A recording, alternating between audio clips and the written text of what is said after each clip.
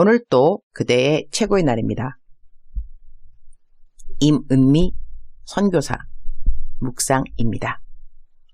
2020년 8월 31일 월요일 최고의 날. 주님, 저로 하여금 망령된 일 하지 않도록 도우소서. 사무엘상 13장. 오늘은 아래와 같은 전도 동력의 수기를 올린다. 모두들 다 귀한 복음 동력자이다.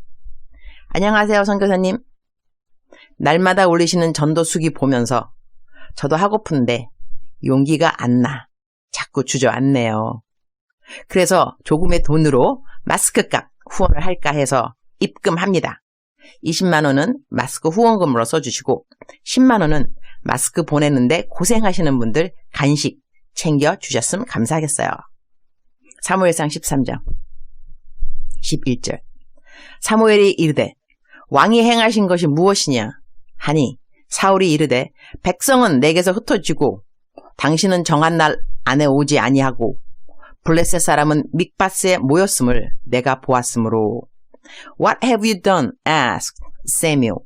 Saul replied, When I saw that the men were scattering, and that you did not come at the set time, and that the Philistines were assembling at Michmash. 사울이 행한 것이 무엇인가? 그리고 그는 왜 그랬을까? 배경 이야기를 성경에서 그대로 옮겨온다. 5절. 블레셋 사람들이 이스라엘과 싸우려고 모였는데 병거가 3만이요 마병이 6,000명이요 백성은 해변에 모래같이 많더라. 그들이 올라와 벳아웬 동쪽 믹바스에 진침해. 6절. 이스라엘 사람들이 위급함을 보고 절박하여 굴과 수풀과 바위 틈과 은밀한 곳과 웅덩이에 숨으며. 7절. 어떤 히브리 사람들은 요단을 건너 갓과 길르앗 땅으로 가되 사울은 아직 길갈에 있고 그를 따른 모든 백성은 떨더라. 사울은 사무엘이 정한 기한대로 이레 동안을 기다렸으나 사무엘이 길갈로 오지 아니하매 백성이 사울에게서 흩어지는지라. 사울이 이르되 번제와 화목제물 이리를 가져오라 하여 번제를 드렸더니 번제 드리기를 마치자 사무엘이 온지라. 사울이 나가 맞으며 문안하매 사무엘이 이르되 왕이 행하신 것이 무엇이냐 하니 사울이 이르되 백성은 내게서 흩어지고 당신은 정한 날 안에 오지 아니하고 블레셋 사람은 믹바스에 모였음을 내가 보았으므로 이에 내가 이르기를 블레셋 사람들이 나를 치러 길갈로 내려오겠거늘 내가 여호와께 은혜를 간구하지 못하였다 하고 부득이하여 번제를 드렸나이다 하니라. 사무엘이 사울에게 이르되 왕이 망령되이 행하였도다. 왕의 하나님 여호와께서 왕에게 내리신 명령을 지키지 아니하였도다. 그리하였더라면 여호와께서 이스라엘 위에 왕의 나라를 영원히 세우셨을 것이거늘. 사울이 한 일은 그야말로 망령된 일이었다. 여기서 망령된 일이라 함은 사울은 자기의 분수를 넘어난 일을 한 것이다. 제사를 지내는 것은 왕이 할 일이 아니었던 것이다. 선지자 사무엘이 해야 하는 일을 사울이 행했는데 그 원인이 무엇인가? 사람들이 자기에게서 흩어져 나갔기 때문인 것이다. 그러니 사울은 사람들로부터 받는 인정이 곧 사울의 안정성이었다고 할 수 있겠다. 그런데 그의 안정성이 되어준 백성들이 자기에게서 흩어지니 마음이 다급해진 것이다. 그들을 다시 모아야겠다는 생각이 드니 자기가 제사를 직접 드린 일을 했고 사무엘은 나중에 그 일을 일컬어 망령된 일이라고 한 것이다. 사람이 자기의 분수를 넘어난다고 하는 것. 어제는 누구로부터 어떤 사람의 비리에 대한 이야기를 들었다. 돈에 대한 이야기다. 나는 얼마 전에도 어떤 사람의 비리에 대해 들었다. 그 역시 돈에 대한 것이었다. 참으로 충격적인 일이 아닐 수 없었다. 두 페이스타 영적 리더들에 대한 이야기였다. 돈. 그것이 무엇일까? 왜 돈 때문에 이렇게 영적 리더들조차도 넘어지는 것일까? 돈이 가져다주는 안정성 때문인가? 사울에게 있어 사람으로부터 받는 인정이 안정성이라는 우상이 되어 자기의 분수에 넘는 망령된 일을 행하였듯이 우리들은 하나님이 아닌 다른 어떤 것으로 안정성을 찾을 때 우리들이 마땅히 있어야 하는 자리를 이탈하여 망령된 일을 행하는 것은 아닐까? 그런 생각을 해본다. 나는 나의 재정을 일일이 적는다. 들어오는 모든 수입 내역과 나가는 모든 지출 내역을 적는다. 지난해 8월경에 케냐로 제 파송 선교사로 돌아가면서 5,000원 계좌 후원을 일으켰고 약 3,000명가량 후원자를 주님이 허락해 주셨다. 5,000원만 후원하지 않고 더 하시는 분들이 또 있다. 나는 후원자들의 이름과 후원 헌금을 일일이 다 기록한다. 매일같이 이것도 벌써 그러니 1년이 되었다. 나는 이러한 꾸준함과 일관성이 주님 주신 큰 은혜가 아닌가 한다.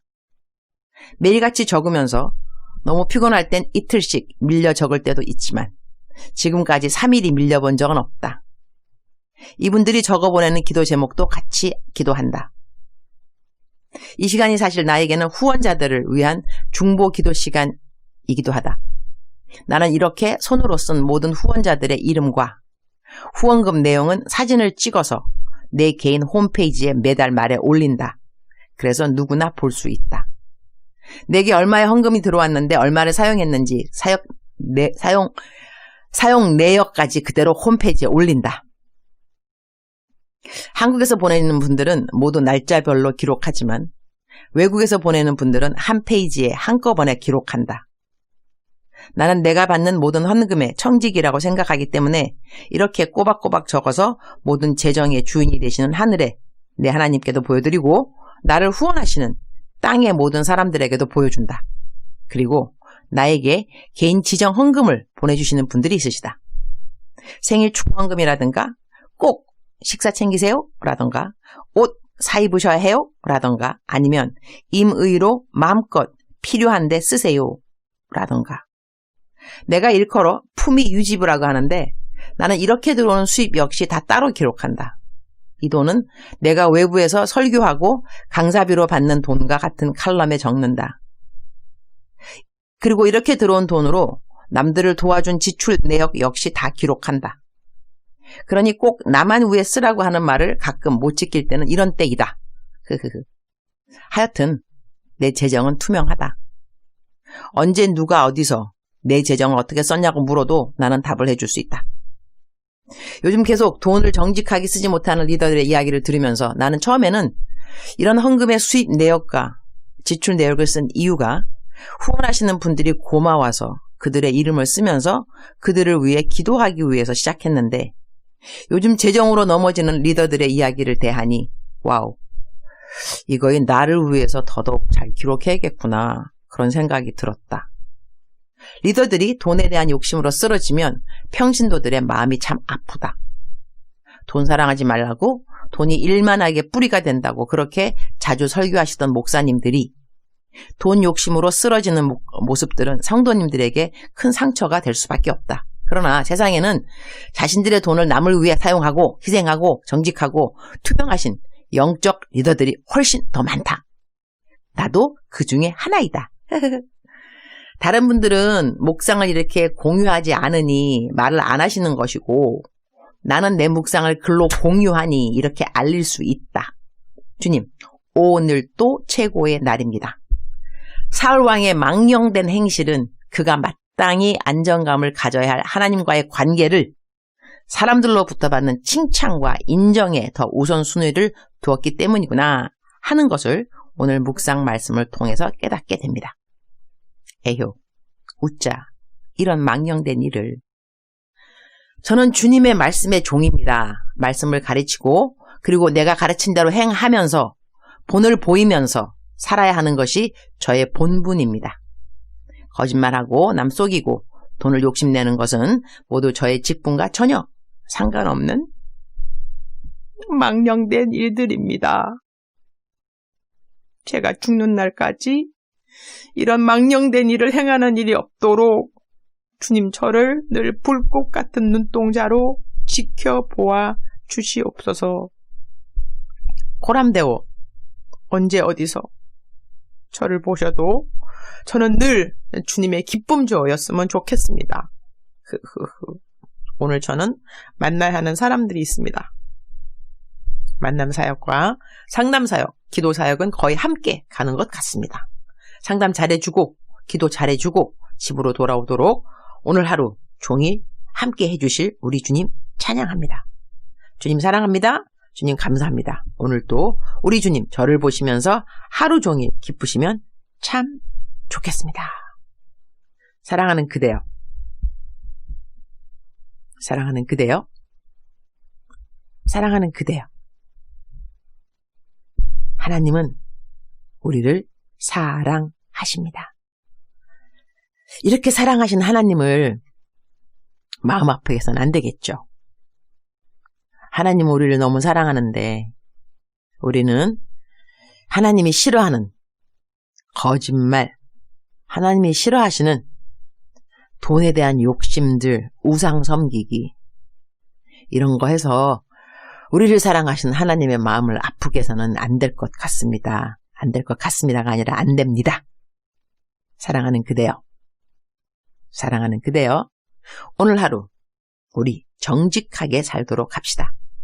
성경 말씀에는 정직한 자에게 좋은 것을 아끼지 아니하신다는 말씀이 있습니다. 정직한 자에게 좋은 것을 아끼지 아니하시는 우리 하나님 아버지.